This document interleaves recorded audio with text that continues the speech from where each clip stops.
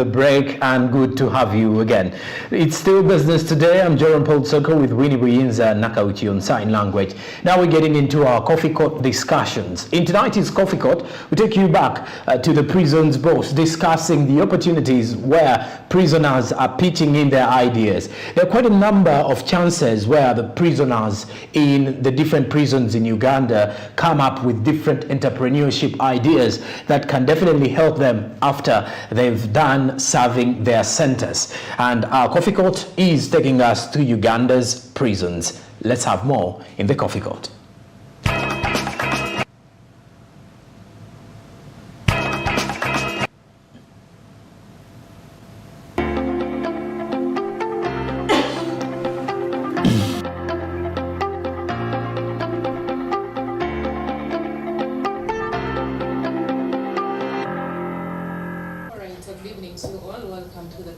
This is Smart 24 TV and my name is Monica Nabionga. Today I'm having the Commissioner of Uganda Prisons. He is called Frank Baine. You're welcome to the coffee court. Thank you very much, Madam Nabionga, and I'm glad to be part of Smart TV. Alright, I'm seeing some designs on your uniform. What do they mean? Well, we call it the rank, which would be a level of position. My rank is Commissioner of Prisons, and my office is Corporate Affairs. In the prison ranking system, I am at level 4 from up, because there are about 16 levels from down, but now I'm at level 4 to the top. Mr. Frank, we are here to talk to you about what's happening in prisons, about the stealing projects that you have in there. But first and foremost, please tell us about the prisons population. Okay. Well, maybe for the purposes of listeners, understanding is that Uganda Prison Service is an agency of government and the Ministry of Internal Affairs. And our function is to keep and rehabilitate the inmates and have them reintegrated. Right now, if I could give the background, we have a population of convicted prisoners, 35,593. We have the unconvicted prisoners, whom we call remands, 34,600. We have civil prisoners, whom we call debtors, 265, giving us a total of 70,458. These are these are being kept in 260 prison units, and these are divided into 17 regions. They are being kept by 12,847 staff. One maybe of the unique category is that we have 2,814 women of these 70,000 prisoners. That is something like 1.8% of the prison community are women prisoners. And the mothers who have their babies, the babies are 270. Those are with their mothers in prison.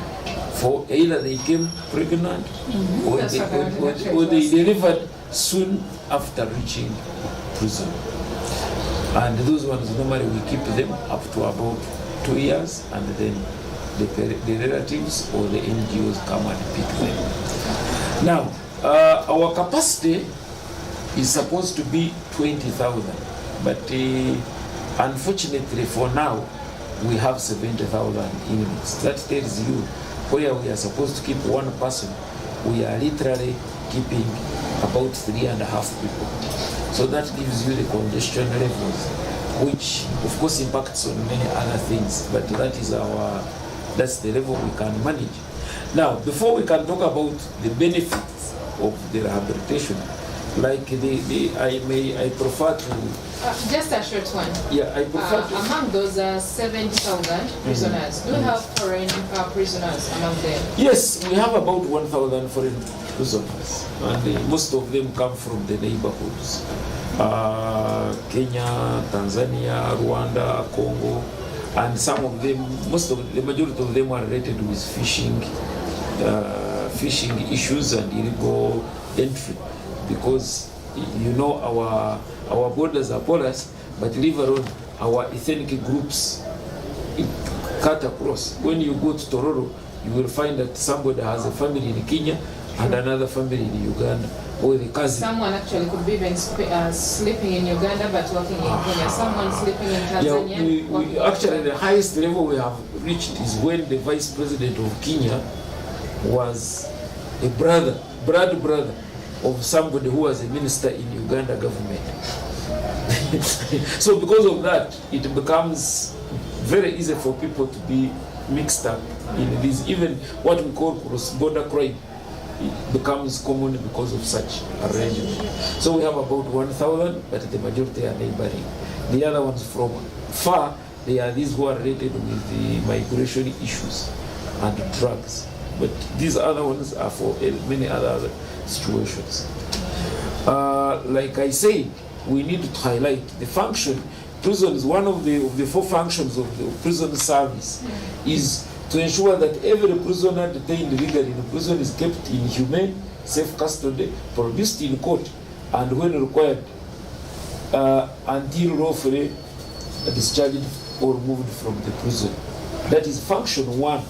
Function 2, to facilitate the social rehabilitation and reformation of the prisoners through specific training and education program.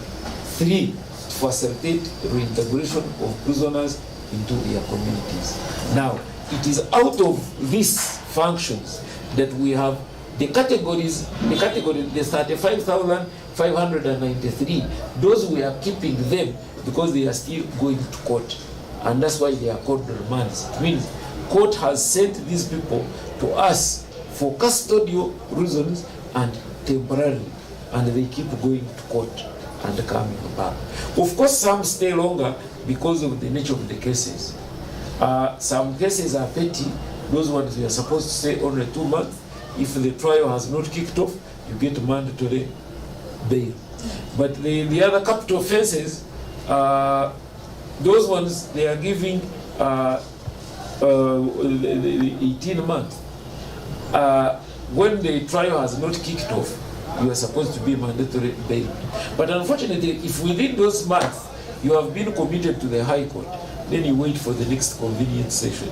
That's where people stay 1 year, 1.5 years waiting for what? Trial. That one is a matter of the law. We have nothing to do. Now, the second category, which is highlighting the issue of skilling, is what we call the function number 2, rehabilitation.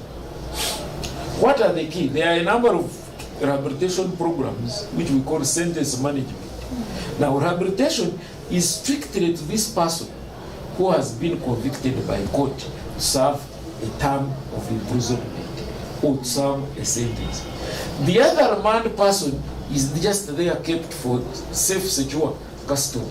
But the convict is in prison to run a sentence. So even if you're on remand like for 2 years, you don't undergo the skilling projects? What you do, you can do it, but we don't call that rehabilitation. You are just buying time to finish off your case. Because the laws of Uganda are clear.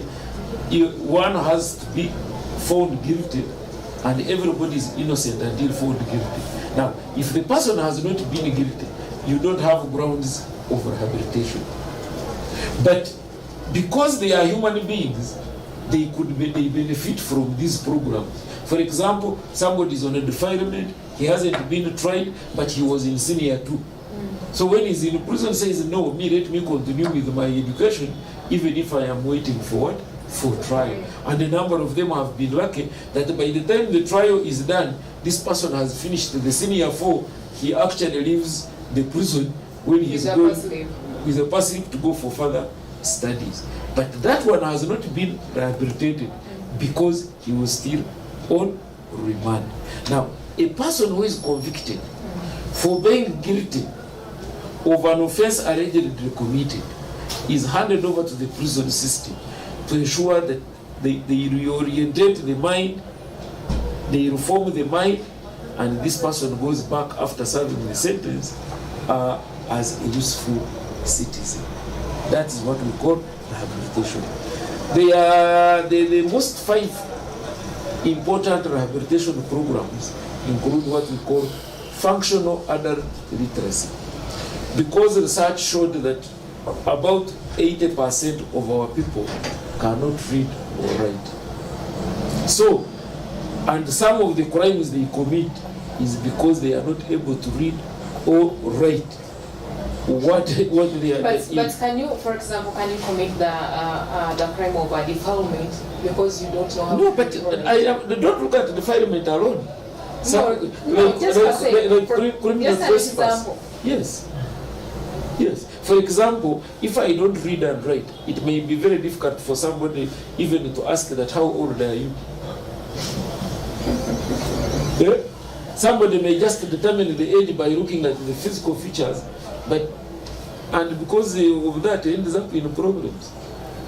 So there are mistakes which people commit just because of ignorance.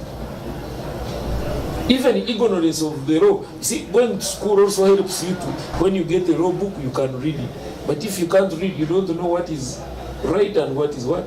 But Mr. Frank, Yes. for sure, that one, I cannot believe it. I am telling you, for example, a Karamajong will kill because culturally killing is acceptable, and then you can pay 60 cows or they kill from your family. But what does the law say? When you kill, you are supposed to be sentenced to death.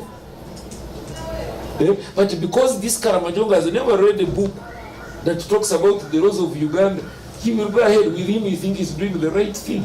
But that's why you hear they are doing raids. Why do you think they are raiding? By the way, when you ask them, they are not doing any problem. With them, that's a cultural practice. But then where is the weakness? Is it doing it just sensitization and maybe also changing these laws into our local languages? For example, in Runyakore, in Lubara, different languages. The whole thing is about sensitization. Actually, if we can promote universal, the purpose of universal education was to have everybody study. But you see, still it has problems. It has problems, of course. If 10 million people join P1, only 1 million crosses senior 1. So that tells you that the purpose it's serving is questionable. Now, one of the things to help is that to understand, you see, even reading this Bible or a Quran, reading and writing helps you to understand things. And it changes your perspective in the way things are done. That's why when you go to the criminal world, for us who are in prison, 80% of the people who are there, they are those who can't read and write. What that tells you that there is a high prevalence of criminality on the people who are not educated because of ignorance. Now, the next one is formal education. Formal education, a person who was like in senior 2 and committed an offense and has benefited from formal education and has finished senior 6, he will not behave the same way when he's released. Actually, when I was doing my master's, I did it in the effectiveness of the rehabilitation programs. And of all the programs, the research proved that education had the highest effect on the inmates, that 9 out of 10 of the people who get education in prisons actually go back to prison when they have left prison. They go back to prison when they have left prison. They are 1 out of, 9 out of 10, they don't come back. Only 1 comes back. Oh, okay. Yeah. So because the more you go, you advance in education, is the more you look at life differently. And then the way, even the associates keep changing according to your levels of education. So this one is done, and it's a voluntary program for those who want to benefit. So that's why we run a school system from the kindergarten to the university level. But just my worry isn't that one way of fueling criminal? No. Do you know the purpose of universal education?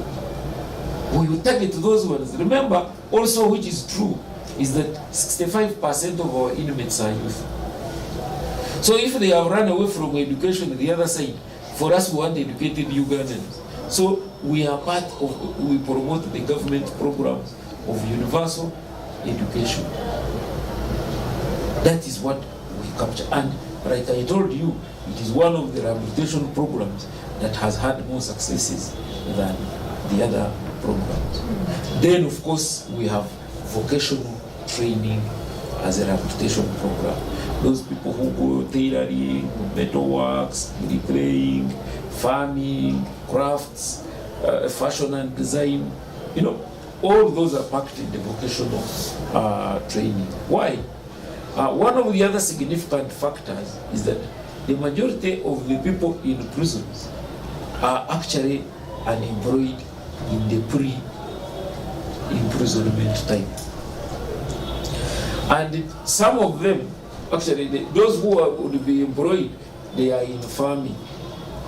So that's why when we are looking at the background, if you have a background of farming, then we package your sentence term to be in the prison farm so that you perfect.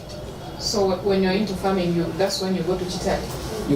Chitalia has two functions. Chitalia, we have a maximum security prison, which is an extension of upper prison, but we also have a farm. But in total, we have about 56 farms. So some are in northern Uganda, others are in western Uganda, others are prison-owned farms. Yeah, prison-owned farms. By the way, we own the biggest chunk of government land as an institution, apart from maybe UA, because with the national parks could be bigger. But the government institution with land that where we even practice farming, we stand out as the biggest institution of government. So that's how the vocational training comes in. Then, of course, we do the other ones. You in the public, you don't see that. We do what we call rigorous discipline. That rigorous discipline is to program the minds of these people. This person thought if I want to get a phone, I should run and pick. You should just snatch it. Now, but when you are put on that regular discipline, when do I sleep? When do I walk? When do I eat? What do I? So when you do the programming, it generates a sense of responsibility in the person, and it also minimizes crime. And of course, needless to mention, we have regular counseling. Some of these, especially women prisoners, find themselves in crimes of passion. They have an emotional imbalance. Crimes of passion, please kindly break it for us. So the crime of passion, you find that you ladies like killing the co-wives, your stepsons and daughters. You want to fight your husband, and in the process the husband dies. So there are normally crimes which come as a result of anger. That's why they call them crimes of passion. If it is your man, nobody should have him. If even when you have come in and you have find the man has 3 children, to you don't want your children to compete with any other children, so you must eliminate these children. That is what we mean. Okay, Mr. Frank, I heard that this table here, like the chairs we are sitting on, they are made by those prisoners that should skill. Exactly, that is vocational training. Yes, so now, the vocational training purposefully deals with the hands. Yes, so because it is prisoners which still employs what we call the triple H model: head for the knowledge, heart for the attitude, and hands for the what? The skill. So after taking them through the theory, why they are in prison, why they shouldn't have been in prison, and what they should do out of the prison, we give them what we call life skills. And life skills is doing the things which would be attractive that in the market, so that they keep them out of crime. Instead of wanting things for free, they should join production, and in production they get money, then there is no need for them to work for small money. So it is in this skilling that they make chairs, that they make this steel material fabrication, that they do shoemaking, they are doing tailoring. All those they are captured in this. But And we who put it- funds all these That's projects? government. That's government. It's part of the budget we get.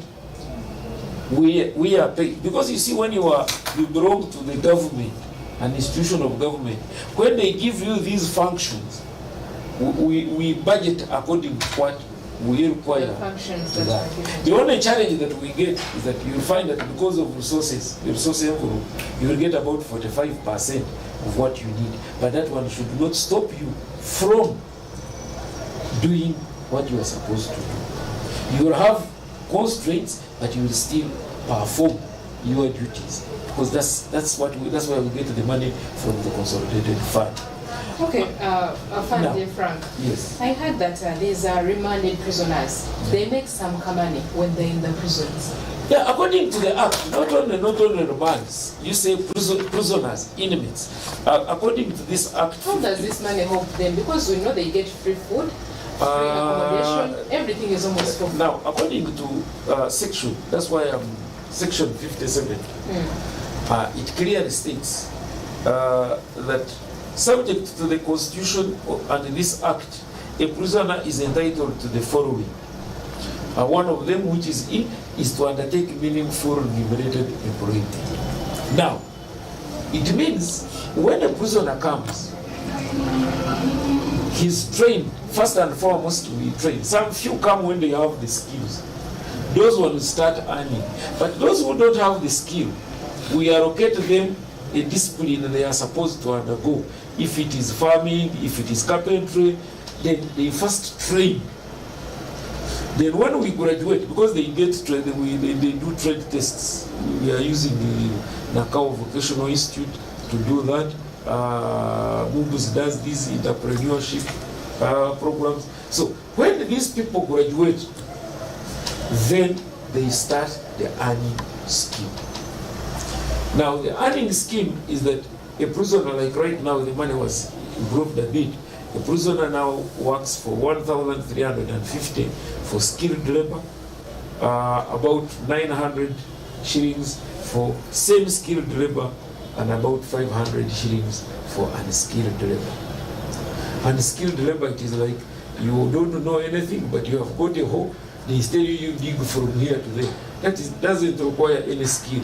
But if you're going to make this table, then somebody must first learn how to make this table. And indeed, all this furniture you see here is made by prisoners. So after making all this table, if I'm No. a prisoner, after making all this table, that's when you pay me one. No. Work today. They pay per day per day. worked. Okay.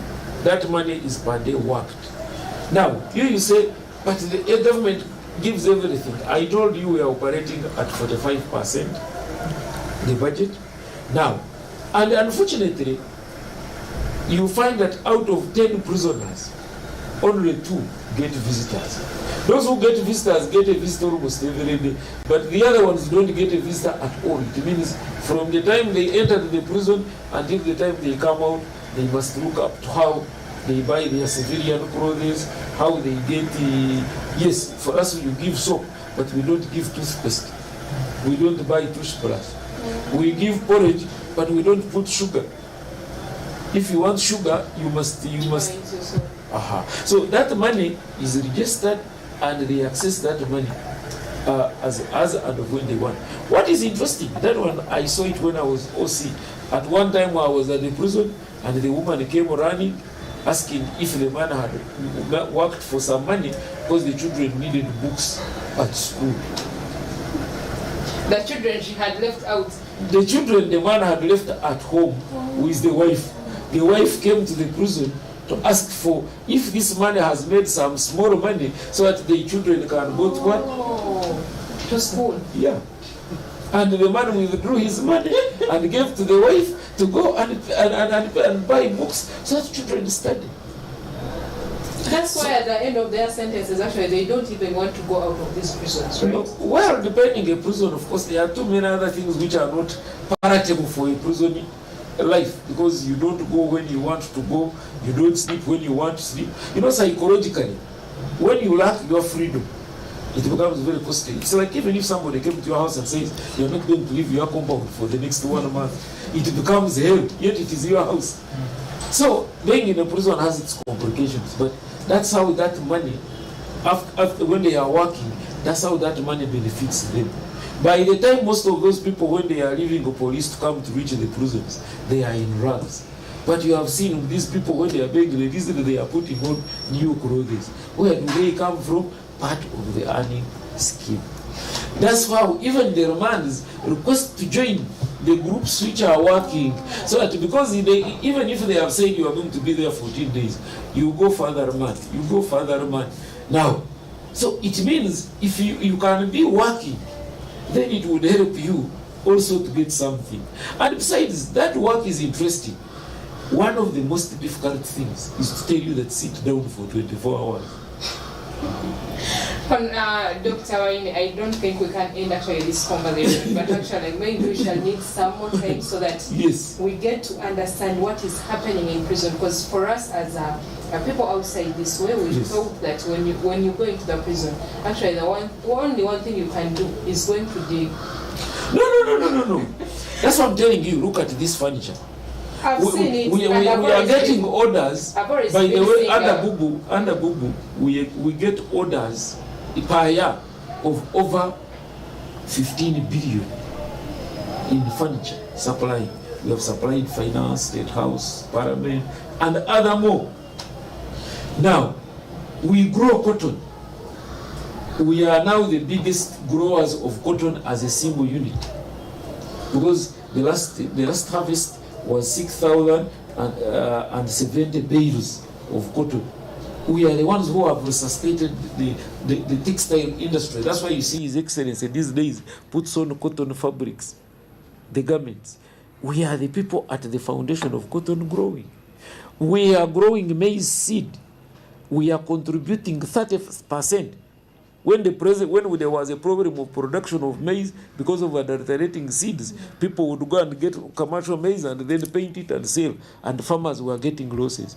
Then we entered the seed market. Now 30% of the seed on the market is being Uganda Prison Service. Actually, the latest instruction I can tell you, the president has ordered that all the land which is owned by Ministry of Agriculture, it should be handed over to Uganda Prison Service to produce food for food security.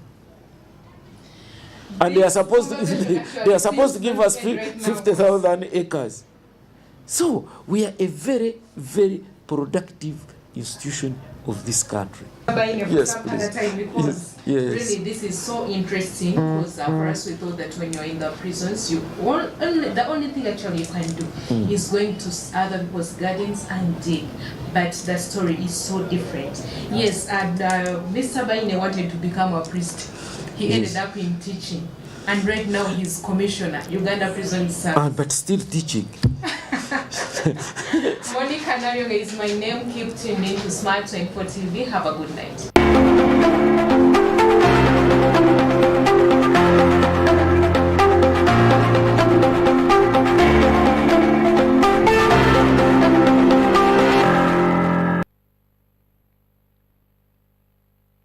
From Plot 42 Nile Avenue with Winnie Buinza Nakauchi on sign language. And I'm Jerome Paul Sonko. Have a blessed night. Good evening. Till tomorrow.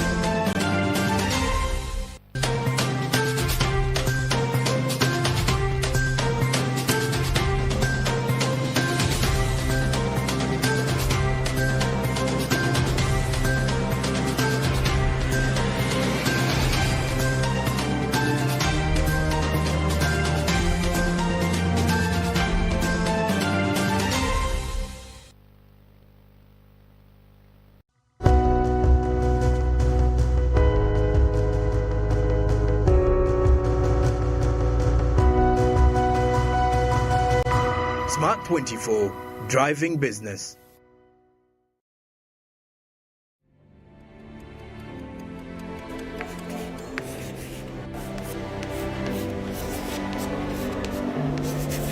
This is Jordan. When it comes to classwork, Jordan is magic. Jordan shines. Jordan makes his peers better. Jordan is a true leader. White Star Magic family. Be a leader.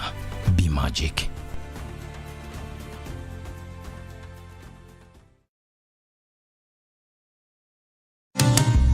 Vimba ne MTN Kabode Super esimu ya sereza nga bw'ogisasulira mpola kuba amasimu kyusa zi status za WhatsApp laba bu video ku YouTube oba kozesa Google okumanya buli ekiri wansi w'enjuba ku GB bbiri tukuweza buli mwezi okumala emyezi 7 sasulako emitwalo 99 zokka ezisigadde osasula mpola kati okola ki leero genda ku dduuka lya MTN erikuli okumpi weefunire MTN Kabode Super mangu.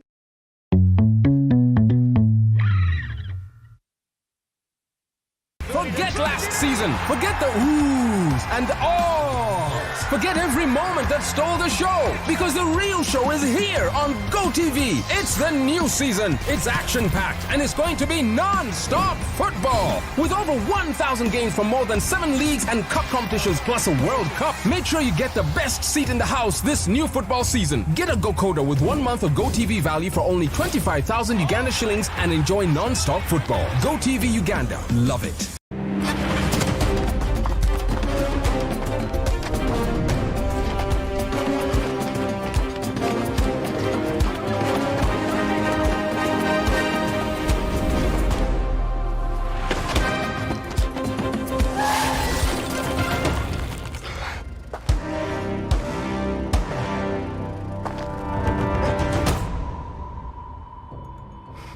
Either tell us what we want to know, or your story ends here. Are you ready to talk?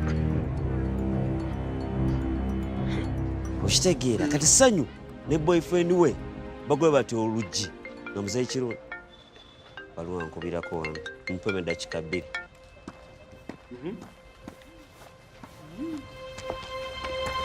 For stories you can't let go, only on Pearl Magic Prime.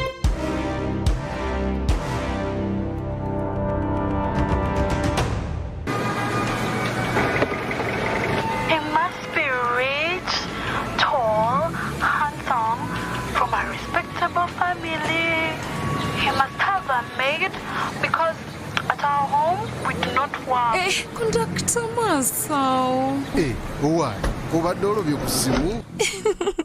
Yamunange, anti your TV enkolera. Enjoy a new world of entertainment with over 80 TV and radio channels, plus movies from wherever you are.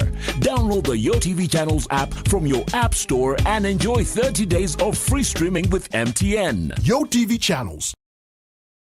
Say goodbye to paperwork and travel costs. Now every MTN customer can register to invest in securities anytime and anywhere with Zabu in a few simple steps. Step 1. Dial *292#. Step 2. Select option 1. Register with Zabu. Step 3. Enter your full names. Step 4. Enter your national identification number. Step 5. Enter your national identification card number. In 24 hours, you will receive an SMS confirming your registration. Congratulations, you are now